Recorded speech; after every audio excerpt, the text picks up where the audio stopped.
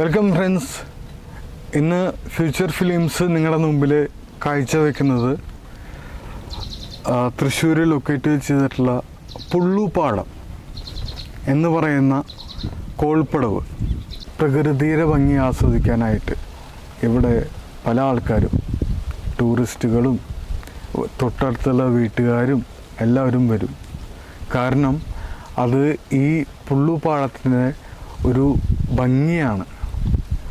നിങ്ങൾക്ക് കാലത്തോ വൈകുന്നേരമോ ഫ്രീ ആയിട്ടുള്ള സമയങ്ങളിലോ അല്ലെങ്കിൽ മുടക്കുള്ള ദിവസങ്ങളിലോ ഇവിടെ വരാം.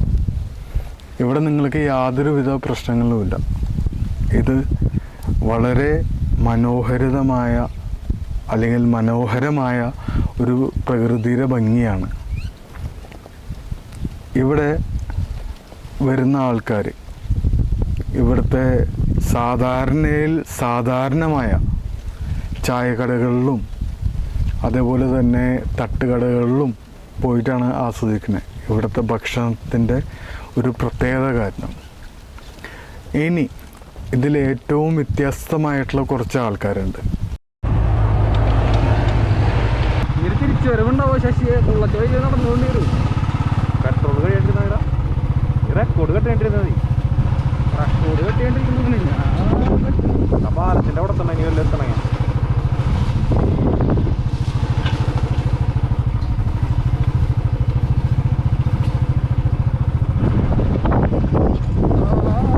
പമ്പരം കണക്കിന് കറങ്ങി ഞാൻ പമ്പരം കണക്കിന് പുള്ളുപാടം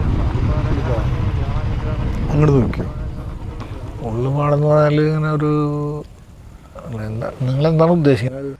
എൻ്റെ പേര് ഗോപാലകൃഷ്ണൻ. എവിടെ വീട്? മാങ്ങട്ടുകര എന്ന് പറയുമ്പോൾ ഇവിടുന്ന് അങ്ങോട്ട് പോകണം, പടിഞ്ഞാട്ട് പുള്ളുവഴിക്ക് തന്നെ. പുള്ളുവഴി നേരെ അങ്ങോട്ട് ചെന്ന് കയറി പാന്തോട് വഴി അങ്ങോട്ട് നേരെ പോയ മാങ്ങട്ടുകര. ചേട്ടൻ അപ്പോൾ ഇവിടെ ഇതിൻ്റെ മാനേജറാണ്, ഈ അന്തിക്കാട് കോൾപ്പടവിൻ്റെ മാനേജറാണ്. കോൾപ്പടവിൻ്റെ മാനേജറാണല്ലേ? എത്ര വർഷമായി? ഇപ്പോൾ 17 കൊല്ലം. 17 കൊല്ലമായി.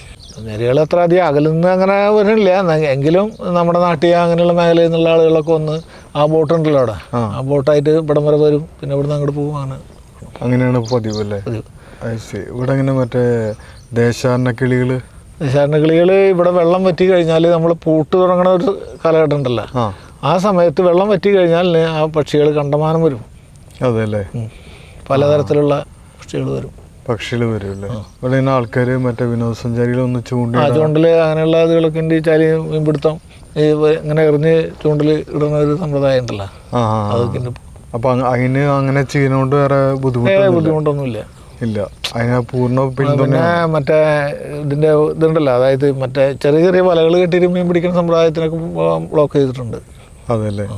എന്നാലും വല എറിയാനൊക്കെ വരും. വല എറിഞ്ഞ് മീൻ പിടിക്കാം. അതിന് ഇത്ര കന്യാകൾ എന്നുള്ള വലയുണ്ട്. ആ വല കെട്ടിയിട്ടുള്ള മീനുകളൊക്കെ പിടിക്കാം. അതിന് കുഴപ്പമൊന്നും ഉണ്ടായില്ല. പിന്നെ അങ്ങനെ തടസ്സമായിട്ട് വല കെട്ടി മീൻ പിടിക്കണതൊന്നും പാടില്ല. എന്തൊക്കെ തരം മീനാണ് കൂടുതൽ ഇതില്?